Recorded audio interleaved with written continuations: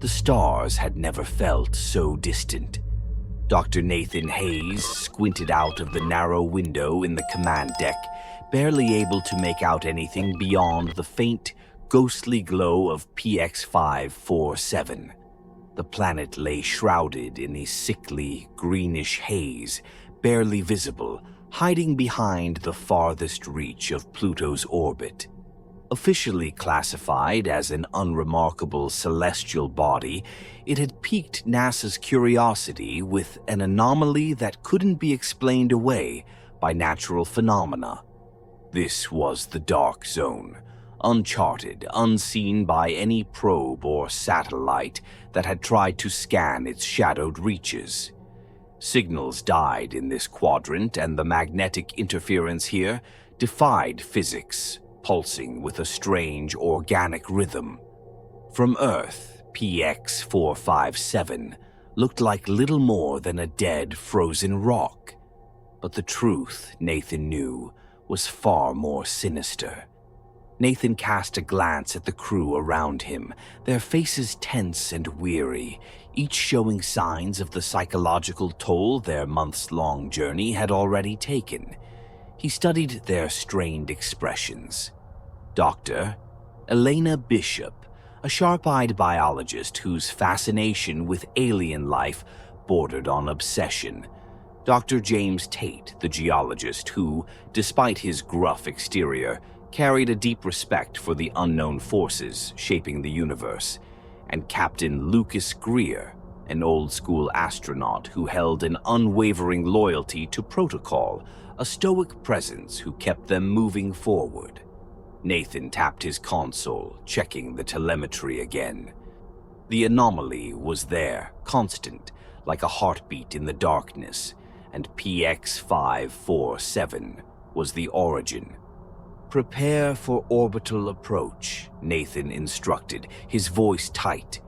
He wanted to mask his own anxiety, but the reality was that his heart was racing. They were beyond the sun's influence now, beyond the known universe in every sense that mattered. Elena shifted nervously in her seat, fingers tapping at her console with a rhythm almost as erratic as the anomaly they were chasing. The gravitational field readings, they're oscillating. It's almost like there's something organic in the way it moves. Nathan's hands tightened on the controls. "Explain." She shook her head, eyes fixed on the readings, the same strange, pulsing lines that had started appearing when they crossed into the Dark Zone. "It's more than a simple gravitational force. It's almost as if something is responding to us, as if it's aware." Silence fell over the bridge, each member exchanging an uneasy look. Something about the term aware made the air in the room thicken. PX-547's strange readings hadn't changed in years, until Odyssey 9 began its approach.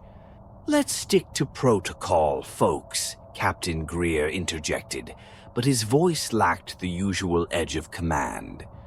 "We're here to observe, take readings, and head home. Whatever's down there, it's just physics."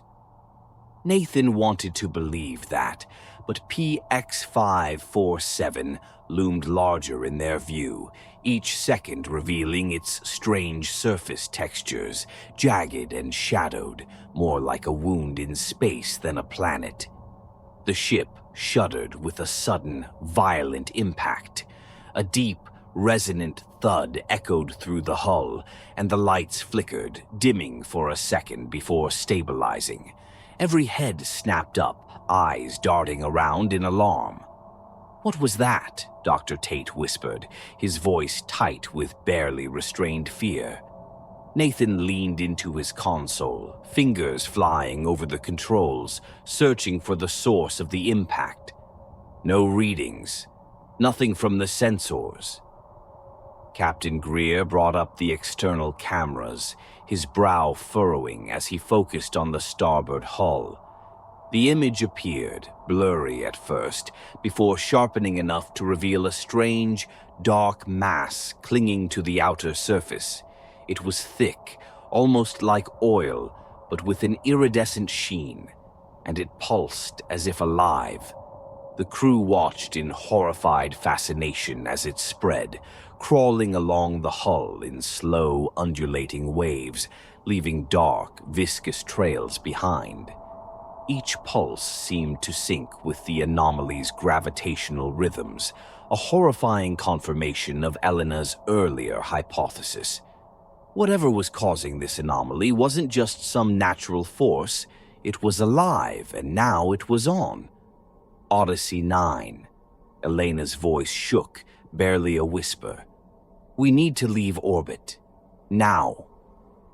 Nathan wanted to agree, to turn the ship and fly as fast as their engines would take them, but he knew that wouldn't happen.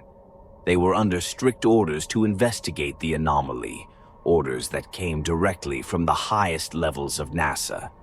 Too many resources had been poured into this mission to abandon it over an unexplained impact. "We're staying. The mission is too important," he replied, trying to keep his voice steady. He was here to find answers, not flee at the first sign of danger. "Captain," Elena's voice cracked with fear, "I'm seeing movement inside that substance. It's spreading, branching out like veins or nerves." The words left a chill in the air. The longer they watched, the clearer it became that this was no random anomaly. This was an intrusion, an invasion of something that saw them not as explorers, but as prey. Hours passed in tense silence as the strange substance continued to spread over the ship's exterior, pulsing with the steady beat of the anomaly. Every system flickered, from the artificial gravity to the air circulation.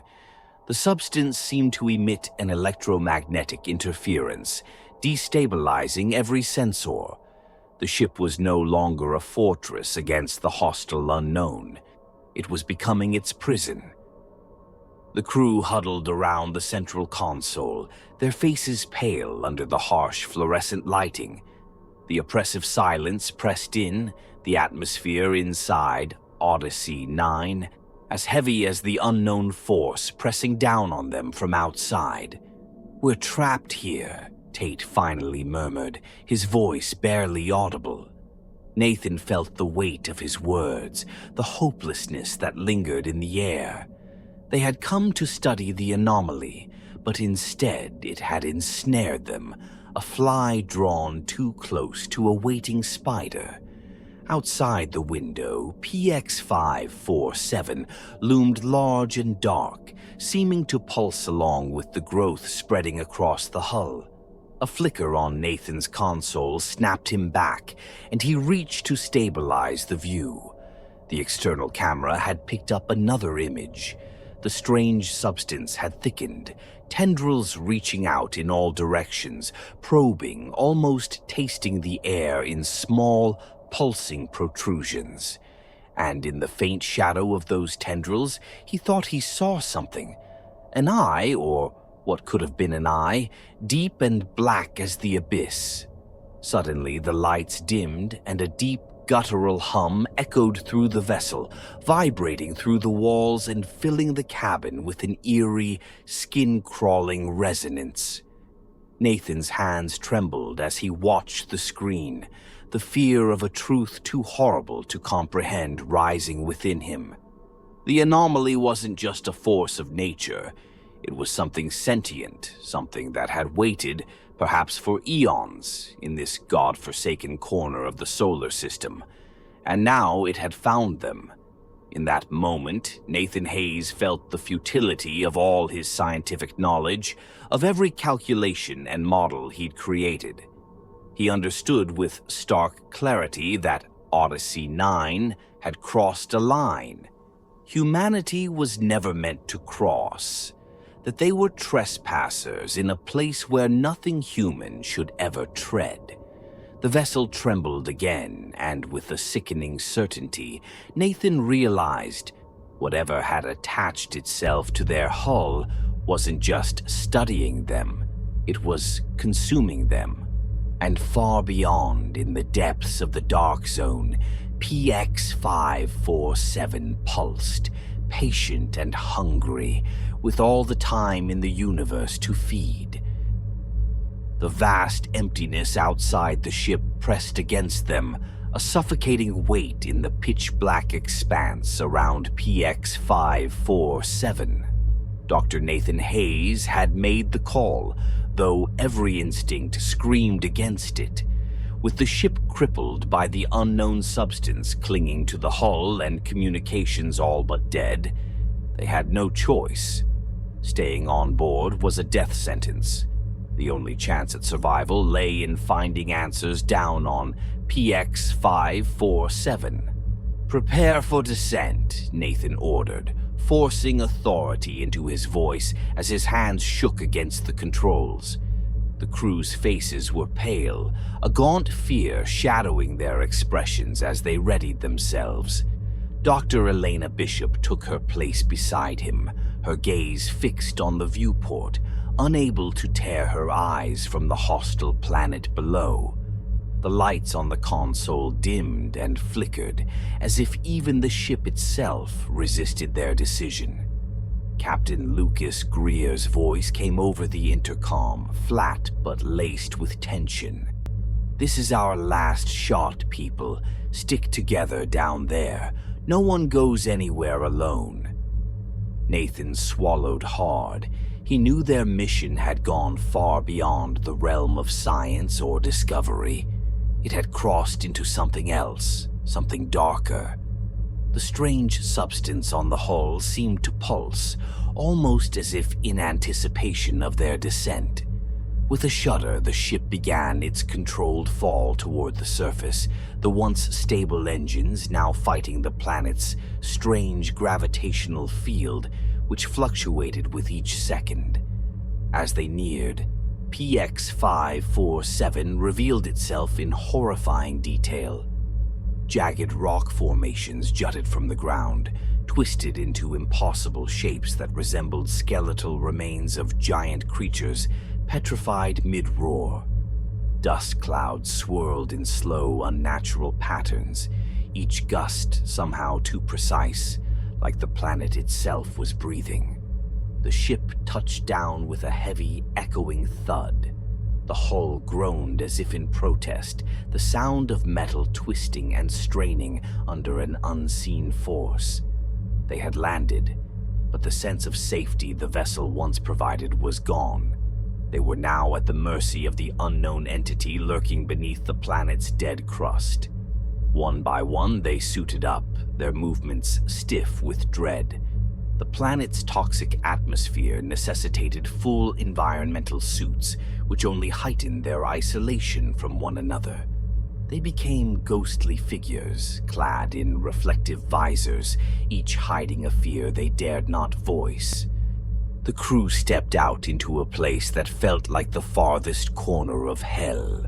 Outside the surface of PX-547 was a desolate alien wasteland.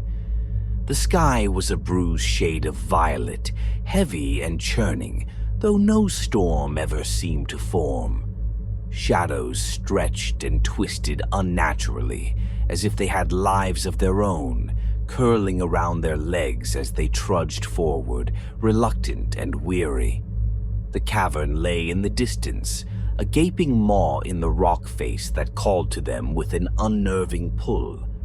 Dr. James Tate, the team's geologist, was the first to spot the strange etchings in the ground, a series of deep grooves and unnatural symbols carved into the dust, tracing winding paths toward the cavern entrance. They had the distinct appearance of tracks, though too large and too deliberate to belong to any natural formation. "What could have made these?" Tate whispered, kneeling to inspect the marks. "They're too uniform, too deliberate." "They're not tracks," Elena said, her voice shaky, almost inaudible over the comms. "They're markers, and they lead straight to that cave. The realization settled over the crew with a sickening clarity. Something had marked this path, leading those foolish enough to follow it into the depths below. Every step brought them closer to the unknown, a pull they couldn't resist, despite the dread pounding in their veins. As they reached the cavern's mouth, Nathan's breathing quickened, fogging his helmet's visor. A darkness thicker than night loomed before them, swallowing the faint glow from their suit lights. The air inside the cavern seemed alive, thick and pulsing, a damp humidity that clung to their suits like a second skin. And then they heard it, a low, rumbling sound from within, deep and rhythmic, reverberating through the rock like the beat of a distant heart. "Captain, that sound." Elena's voice crackled with terror. "It feels like it's breathing." The crew hesitated, a silent agreement passing among them that no one wanted to voice aloud. But there was no going back. The Odyssey 9 was a prison now, infected by whatever malevolent life form had found its way aboard. Their only choice was forward, into the darkness of PX-547's belly. The cavern walls twisted and tightened as they descended, the rock narrowing and bending in grotesque, unnatural ways.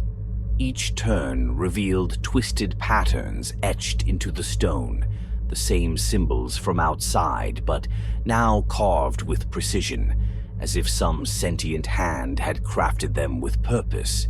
The patterns seemed to pulse in time with the rumbling sound, like blood vessels in an exposed vein, throbbing with some sinister life force. They came upon bones strewn across the ground like debris. They weren't human, nor were they shaped like any recognizable terrestrial species.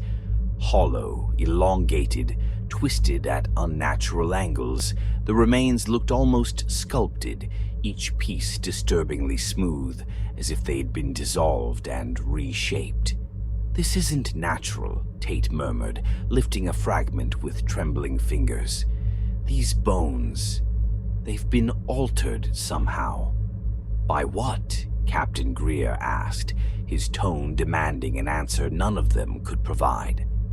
Nathan forced his gaze away from the bones, pressing forward despite the warnings prickling at the back of his mind. The tunnel continued to narrow, the oppressive weight of the cavern walls closing in, making it hard to breathe. It felt as if they were being herded, guided down a path chosen for them long before they ever set foot on PX-547. The low rumble grew louder and the crew froze. A sound, a distinct, wet, scraping noise, echoed from somewhere deeper within the cavern. It was a grotesque, slithering sound, as if something immense and slick was shifting in the shadows, repositioning itself for something. The beam of Nathan's flashlight caught a glimpse of it, a shimmering, grotesque mass of sinew and skin, undulating in the darkness, its surface a translucent membrane that revealed an intricate web of dark, throbbing veins. The sight was nightmarish, and worse, Nathan realized with cold horror, it was moving. The creature, or whatever it was, extended, its body rippling and coiling as it moved with unnatural grace. It possessed no discernible head or limbs, only countless slimy tendrils that curled and stretched, probing the air with an intelligence that felt ancient and insatiable.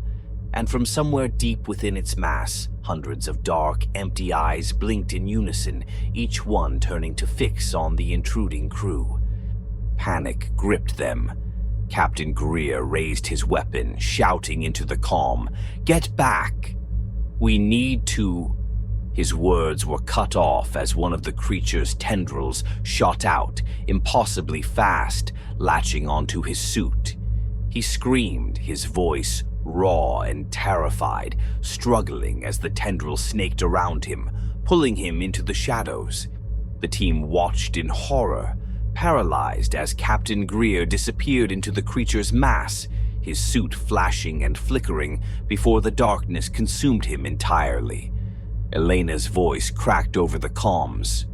"Run! We need to get out of here."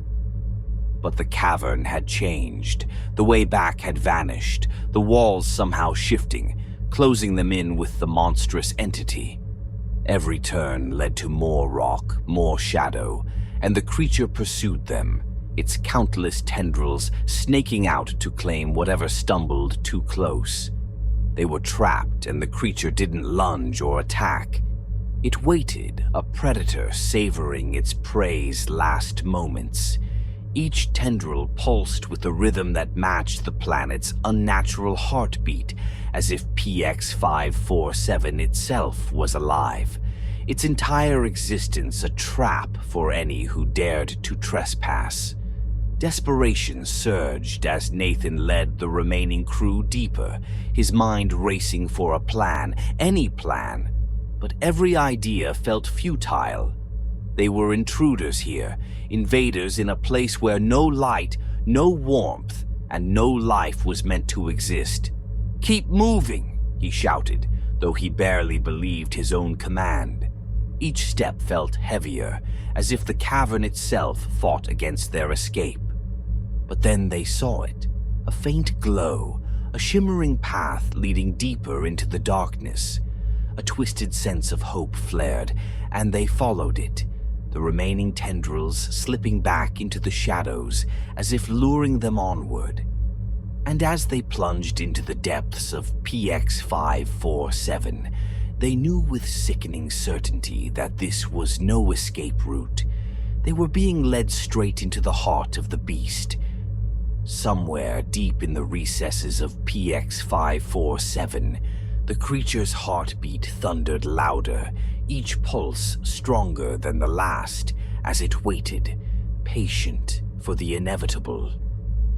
The darkness felt thicker, almost tangible, as if the walls of the cavern were closing in, swallowing them inch by inch.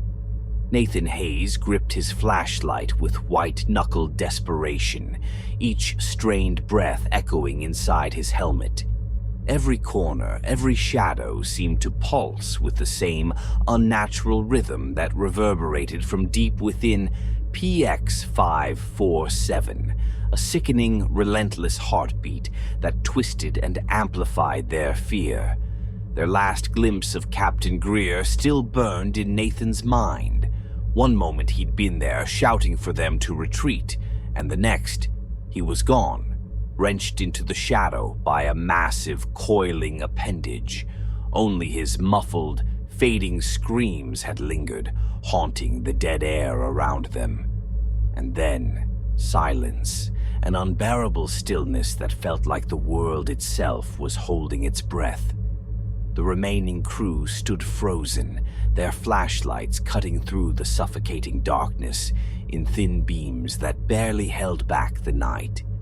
Dr. Elena Bishop was trembling, her hand hovering near the weapon strapped to her suit. Tate, pale as death, was muttering incoherently under his breath, his wide, frantic eyes darting from shadow to shadow. Nathan forced himself to speak, his voice little more than a whisper over the comm. "Stay close. We're not alone down here." Even as he said the words, he felt their futility. They'd ventured too deep. The planet felt like it was alive, as though PX-547 itself were a single, breathing organism. And whatever inhabited its depths had been waiting for them, watching, letting them wander into its web. "Look!" Elena's voice cut through the silence, a strained gasp that echoed against the cavern walls. Ahead of them, a faint, iridescent glow illuminated the air, a sickly green light flickering and swirling like some strange bioluminescent mist.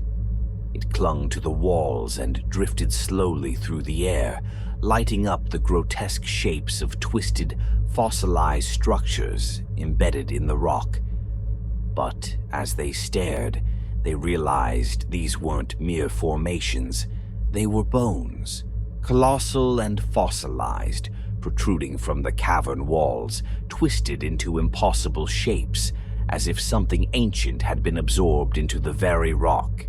The crew stepped closer, mesmerized and horrified. The bioluminescent mist began to pulse in time with the planet's heartbeat, illuminating the dark with brief, ghastly flashes. And within the glow, Nathan caught a glimpse of something moving, huge and shimmering, rippling with a sinuous, eerie grace. Then it emerged. It was massive, spanning the width of the cavern, a creature that defied natural form. Its translucent skin shimmered with that same sickly glow, veins pulsing beneath its surface like rivers of dark, alien blood. Its form was an ever-shifting mass, resembling a viscous membrane stretched over hundreds of writhing tendrils. But it was the eyes that held them in place. Hundreds of them, black as the void, blinking in unison across its grotesque body. Each eye swiveled independently, fixing on the crew with an intelligence that went beyond anything human. It didn't lunge, didn't attack. It observed, its countless eyes narrowing, as if studying every detail of their trembling figures. Dr. Tate stumbled back, his voice a strangled whisper. "It's aware of us. It's thinking." Nathan forced himself to stay calm, but his heart pounded so violently that he feared the creature could sense it, that it could smell the fear thick in the air. He'd thought he understood life, studied it down to its molecular essence. But this thing was an abomination, something ancient and unnatural, a horror born from the coldest reaches of space. Elena raised her weapon, hands shaking so badly the barrel wavered. "It's watching us like it's weighing us, like we're prey." Her words struck them all with a dreadful clarity. The creature, this entity, wasn't here by chance. It had been waiting, and now it was assessing, calculating, deciding which of them would go first. The creature's body shifted, the surface bubbling and rippling as its tendrils extended, reaching out like grotesque arms. They moved with a predatory slowness, curling through the air, tasting, sensing. Nathan could see the strange, viscous texture of its skin, glistening as though coated in a translucent slime. The tendrils moved with an uncanny grace, their tips narrowing into razor-sharp points that danced in the air, closing in around them. "Back up!" Slowly, Nathan whispered, his voice barely audible. But no one moved. They were paralyzed, trapped in the gaze of those endless eyes. In a single horrific moment, one of the tendrils shot out, piercing the air with a speed that defied comprehension. It coiled around Dr. Tate's leg, the thin metal of his suit, crumpling under the creature's relentless grip. Tate screamed, his voice shrill and terrified, as the tendril began to pull, dragging him toward the waiting maw of the beast.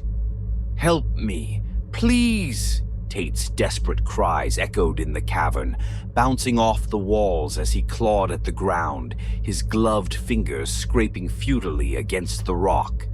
Nathan lunged forward, grabbing Tate's arm and pulling with every ounce of strength he had. Elena joined him, her face a mask of horror as she tried to pry Tate free. But the tendril's grip was unyielding, tightening with each passing second. Tate's helmet cracked under the pressure, spiderweb fractures spreading across the visor as he choked out one final, pitiful scream. And then, with a sickening squelch, Tate's body was wrenched from their grip, disappearing into the undulating mass of the creature. The cavern fell silent, save for the wet, pulsing sound of the creature's body absorbing its latest victim. The remaining crew staggered back, panting, their minds reeling. Elena's face was pale, her eyes wide and hollow as she stared at the spot where Tate had vanished. "We're going to die down here. All of us." Nathan gritted his teeth, his mind racing, desperately searching for a way out, any way out.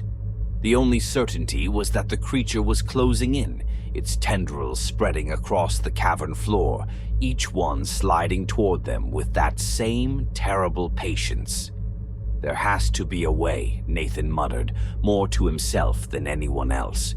He knew it was a lie that they were trapped in a place where no human was ever meant to tread. But he couldn't give in. Not yet. If they could reach the ship, if they could. The creature let out a sound, a low, guttural hum that seemed to resonate within their bones, vibrating through their suits. It was a sound of hunger, a rumbling, cavernous growl that sent ice down Nathan's spine. It was no longer studying them. It was preparing to feed.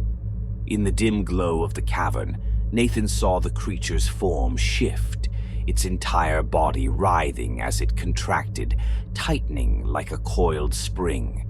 And then he understood, with a sickening dread, that it was about to strike. "Elena, move!" he shouted, grabbing her arm and pulling her back, just as the creature lunged forward. It was like a tidal wave, a massive rolling mass of sinew and slime, tendrils reaching out in every direction. Nathan and Elena stumbled backward, narrowly avoiding the lethal strike as the tendrils crashed into the ground where they had been standing seconds before, carving deep grooves into the rock. They ran, their breaths coming in frantic gasps, the tunnel twisting and closing in around them. The creature's tendrils followed, slithering over each other like a mass of snakes, hunting them with a terrifying relentlessness. Nathan's mind screamed with the knowledge that they were only delaying the inevitable, that the beast was simply toying with them, savoring the chase before the final kill. Ahead, the tunnel opened up, and Nathan and Elena found themselves in a massive chamber, a dead end filled with strange bioluminescent growths that clung to the walls like vines. They had no time to take in the details, their focus solely on the creature bearing down on them. Elena looked around wildly, her breaths coming in panicked gasps. "We're trapped. There's nowhere left to run." Nathan's eyes darted around the chamber, desperately searching for an exit. But there was nothing. No hidden passage, no place to hide. Only the creature inching closer, its countless eyes fixed on them, each one glinting with a cold, insatiable hunger. He turned to Elena, a grim resolve settling over him. We can't let it have us. Not like this." Elena met his gaze, a flicker of understanding passing between them. They were alone, miles beneath the surface of a desolate planet, hunted by a creature they couldn't comprehend. There was no hope of escape, no chance of rescue. Only the darkness, the creature, and the certainty of what awaited them. The creature lunged, its tendrils spreading wide, a maw of shadow and sinew opening to consume them. And in their final moments, as the darkness swallowed them whole, PX-547 pulsed, its heartbeat growing stronger, richer, fed by the life it had claimed in the depths of the abyss. The silence was absolute. Dr. Nathan Hayes stood alone, his helmet cracked, visor smeared with a dark, oily residue that smeared his vision with shadows. His breaths came shallow and uneven, the air thick with the sickly sweet stench that clung to everything in the cavern. His flashlight flickered, a weak pulse of light that barely cut through the oppressive darkness, pressing in from all sides. The quiet was unbearable, a stillness that spoke of endings, of things abandoned in the cold and left to fade. Somewhere behind him, the remains of Elena, Bishop, lay scattered, her broken suit half crushed, one arm still outstretched in his direction, a silent plea he hadn't been able to answer. The creature had taken her quickly, leaving nothing but silence and the faint scent of blood in the air. She had been the last, the only tether to humanity in this nightmarish place, and now she was gone. He was alone. Nathan turned back toward the twisting tunnels, his mind screaming for escape, but each step felt heavier than the last. His thoughts drifted back to the surface, to the Odyssey 9, but he knew it was no refuge. Whatever had spread across the ship's hull had already woven its way into the metal, its presence pulsing in sync with the creature. It had melded with the vessel, absorbing it like it absorbed everything else, turning it into an extension of itself. The Odyssey 9 was no longer a ship, it was a part of PX-547, a piece of this monstrous breathing entity. But still, he walked. The need to survive was ingrained in him, forcing his legs to move even though his body had no strength left to give. His flashlight's weak beam traced the walls of the cavern, illuminating grotesque markings that twisted and coiled like veins, each carved with the same eerie alien symbols that had led them here. The symbols seemed to move, to shift in the dim light, their meaning just out of reach, a language he was never meant to understand. As he walked, the faint rumble of the creature's heartbeat echoed around him, a steady rhythm that matched his own, slower, heavier. Each beat was a reminder that he was in the creature's lair, that his every movement was seen, felt, tasted. He had no illusions now. The beast didn't need to hunt him. It had him, caged in these endless tunnels, waiting for him to break, to surrender. He stumbled, his boot catching on something hard, and he fell to his knees. When he looked up, his light illuminated the surface of a mirror-like pool, dark and still, stretching out before him. The water was thick, viscous, with a slight iridescent sheen that reminded him of the creature's skin. He stared into it, his own reflection distorted, his face hollow and lifeless. He looked like a ghost, already claimed by this place. A ripple moved across the surface, and he jerked back, his breath catching. The ripple spread, shifting and twisting, until it revealed a shape beneath the surface, a mass of eyes, deep and black, staring up at him with a terrible, unblinking gaze. The creature was beneath him, in the water, its countless eyes fixed on his, its tendrils stretching out to greet him, reaching, almost beckoning him forward. A voice echoed in his mind, soft and cold, not words exactly, but a feeling, an understanding that seeped into his thoughts with a chilling clarity. "You are part of me now." Nathan scrambled back, his body cold, limbs trembling as he backed away from the pool. But the creature didn't move, didn't lunge. It only watched, its presence wrapping around him, suffocating him with its cold, alien awareness. His mind raced, searching for a plan, any plan. But he knew the truth. There was nowhere left to run, no way out. He was already entwined with it, already part of its terrible, endless cycle. The heartbeat grew louder, a slow, steady thrum that filled his skull, blocking out every thought, every fear. He sank to the ground, his hands clutching his helmet, the rhythmic pulse pounding into his brain. His vision blurred, the world around him darkening until he could see only the faint, pulsing glow of the creature, its countless eyes now filling the cavern, an ocean of black gazes watching him, judging him. In his final moments, Nathan's thoughts drifted to earth, to the warmth of sunlight, the sound of voices, laughter. The memories felt distant, like echoes from another life. He had spent his entire career looking to the stars, believing that humanity was destined to reach beyond, to find its place among the cosmos. But here, in the depths of Peak 547, he realized that humanity had crossed a line, intruded upon something beyond its understanding. His helmet cracked further, letting in the toxic air. The sharp scent filled his lungs, burning, numbing, until he could barely feel anything at all. The heartbeat slowed, a final, heavy thud that marked his surrender. The last shred of resistance slipped away, and in its place he felt only the cold acceptance of oblivion. Odyssey 9 went silent. On Earth, in NASA's control room, monitors blinked, screens flashing warnings as the signal from Odyssey 9 died. Technicians scrambled to re-establish contact, their fingers flying over keyboards, running diagnostics and rechecking readings. But all that came back was static, an empty, endless silence that sent a chill through the control room.